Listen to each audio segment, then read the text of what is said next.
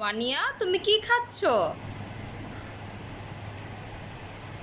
বলো, কি খাচ্ছ তুমি? ম্যাঙ্গো খাচ্ছ? আম খাচ্ছ? ফলের রাজা কি আম? তোমার আম কি পছন্দ? হুম? আম কিভাবে খায় আম্মু? এভাবে খায়? এভাবে খেতে হয়?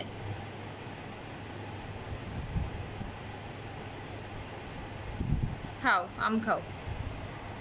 তুমি কি আম পছন্দ করো? হুম? গুড।